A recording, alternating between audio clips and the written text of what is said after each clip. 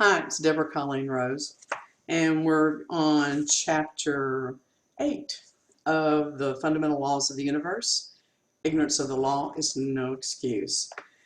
This chapter is about the law of transmutation, or the law of energy, and it's also known as the law of perpetual transmutation. And it basically states that everything is energy and that energy is constantly in motion. It also states that energy, as thoughts and emotion, is transformed into the physical. So what you think becomes. Another aspect of this law asserts that whatever energy is the strongest will prevail. So if you have mixed emotions, the stronger of the emotions is what's going to happen. Going back to the physical science class in 6th grade, we learned that energy cannot be created or destroyed, but it can be transformed. We also learned mass can be transformed to energy, and energy can be transformed to mass. There are many forms of physical energy, from heat to light to kinetic, which is movement, to metabolic, etc. Energy changes from one form to another. An example might be light energy stored in a plant. Then the fruit of the plant is eaten and becomes metabolic energy. We're in essence eating light at that point. We use that energy to walk, converting it to kinetic energy. This conversion of energy is perpetual and continuous. Additionally, we know that everything is energy, and even thoughts and emotion are energy. So that said, the universe, spiritual law, is about the transformation of this energy in the physical world. Sometimes some transformations are reversible and some are not. In non-reversible transformation, the energy is dissipated or it's spread out and it cannot be returned to a more concentrated form. Think of the atom bomb. A common theory among metaphysicists concerns the relationship between the seen or the physical world and the unseen, the metaphysical world. It is believed that the physical world mirrors the metaphysical world. Some examples are the senses that are able to take the information, the physical symptoms that we could not see, and then learn to recognize using microscopes and telescopes. And even with our senses, along with our emotions, that's actually the manifestation of energy, whether we can see it or not. The consensus of many of the explanations of the law of transmutation is that it is one directional law, a non-reversible transformation of energy. The conscious mind has an idea or a thought. When the idea or thought reaches a point of critical mass or a preponderance of that same energy, the idea or thought becomes a belief and is impressed upon the subconscious mind. Both our conscious and subconscious thoughts generate emotions, which are then expressed with and through the body. Think of the tingles that you have up your spine. Emotions cause us to do something. They move us into action, and through these actions we produce results for ourselves and stimulate reactions in others. Think of fight, flight, or retreat. Retreat is still an action. It is an activity.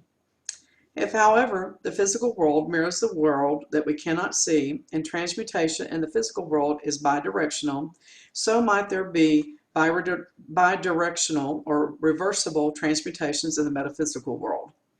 With this question lingering, we began looking for examples and activities to support this theory. It became not only clear that if indeed the physical world does mirror the broader scopes of the metaphysical world, the energy in both is transmuted in a bidirectional manner rather than one directional. Just as the physical world as frequently depends on a catalyst, the same holds true metaphysically. Although the law of transmutation states that transformation is not reversible, interim stages of change may be reversible through the use of a catalyst, under the preponderance of changed energy manifest in physical form, and if our belief is so strong that it becomes so for us. So we're again manifesting with our minds. For example, other people's reactions may shift our own beliefs, emotions, thoughts, and behaviors. Crystals, magnets, tuning forks, and other tools which act on vibrational energy help shift not only a person's emotional health, but also their physical well-being. These tools act as the catalyst. Once made physically manifest, it is difficult to reverse, and if we come to believe it cannot be changed, it will not be, unless we begin the process of transmutation over again, changing thought, belief, and then emotion. This is a major type of reframe. And the readings regarding the law of transmutation of energy is put forth that higher vibrations change lower vibrations. It states everyone has within themselves the power to change the condition in their lives. Higher vibrations consume and transform lower ones. Thus, each of us can change the energies in our lives by understanding and using the rest of the fundamental laws to shift our thinking, emotions, and behavior. It is through the laws of transmutation that that's a lot to say constantly, that we have hope for the world. Light can and does transmute dark. Beginning with the microcosm that each of us is, we can use this law to change our own smaller and more personal worlds. We do this by applying principles of harmony when situations are discordant, when we forgive ourselves and others, when we see others as spiritual beings and hold love in our hearts for them, when we hold thoughts of gratitude, when we shift our thoughts and therefore our emotions, letting go of low vibrational attitudes of fear, anger, resentment, blame, and so on, and replacing them with higher vibrational attitudes and thoughts. From this change in thoughts begins the transmutation of the energy within and around us. The preponderance of thought is transmuted into material or physical evidence. Thoughts are not congruent with our core beliefs are discarded. Passing thoughts back and thoughts that are more frequent or represent core beliefs will cancel others. So you have to get down to the nitty-gritty. You got to get down to that whole state of being of who you are from the time you were born. Stated another way, it's as if our subconscious mind has built in a scale. It sorts our thoughts. Those associated with core beliefs and other similar thoughts get put on one side of the scale. Fleeting, passing, and incongruent thoughts go on the other side of the scale. The first side is weighty, with importance and consequence. These have a lot of energy and transmute into physical form. The second side of the scale is light. It is non-consequential. It is outweighed and canceled by the preponderance of thoughts that are both congruent and focused on. This really resonated with me being a student of NLP, but I have a huge but that was sticking in my head during all of this.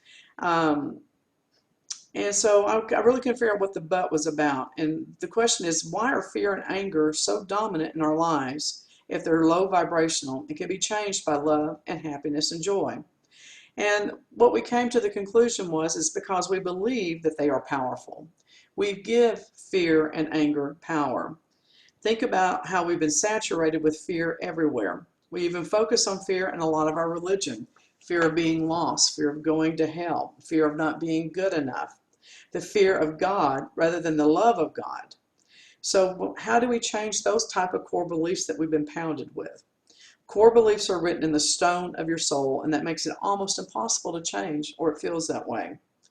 And the key word here is almost. It's almost impossible. I do think it's difficult to change core beliefs because they become a part of who we see ourselves to be. But even self-identity can be changed. That's part of truly growing. Think about the man who sees himself as a father, a husband, and a breadwinner. His children grow up and they leave home. His wife then dies before he does. He has a crisis of identity, but he does learn to see himself as a vibrant person who has a lot to offer the world by volunteering, making friends, finding a hobby, acting as a mentor. These are all acts of love. But what comes first? Do you change the core belief and then new actions and emotions follow? Or do you change what you're doing and eventually the belief shifts? And so what we've decided as a group is that there are three things that need to change: the conscious thoughts, the actions, and then the core beliefs.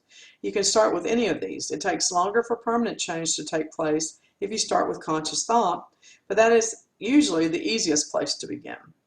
If you start there, it creates momentum that shifts action, and eventually your core belief also changes. It's like we said earlier, fake it till you make it. Thoughts are not the only way to shift. Another way is light. Light is energy. Light and color play a big role. Have you ever gone to your closet and chosen something red or orange because you felt a bit tired or lackluster and needed some more energy to cheer you up? A long time ago, we went to a study group similar to some of the meetups that are popular today. In this group, we conducted an experiment which has been repeated many times since. So let's look at this.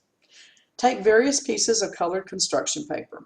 Make sure the colors are vibrant and represent at least all three primary colors, red, blue, and yellow, plus the secondary colors, orange, green, and purple. Place a full glass of water on each piece of paper. Make sure the glass is clear and the water in each glass is the same source. Wait 4 to 6 hours. Then taste the water in each of the glasses. You may be surprised, they all taste differently. The energy from each color affected the water in the glass placed on that paper. This is an illustration of how color can help transmute the frequencies of things around us as well as our own feelings and emotion.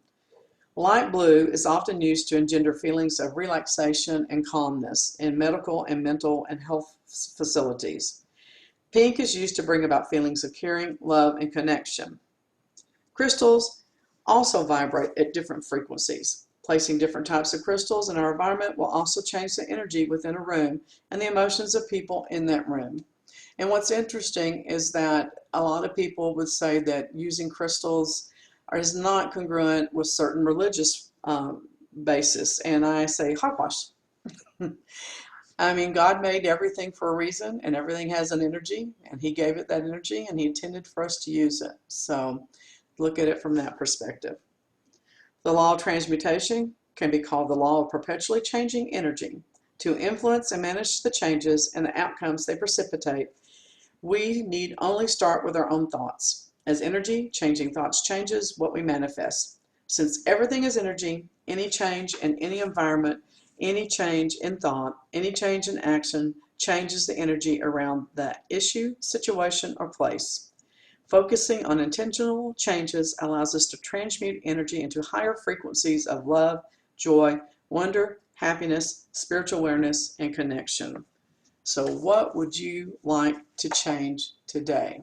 I suggest you think about it and go change your vibration.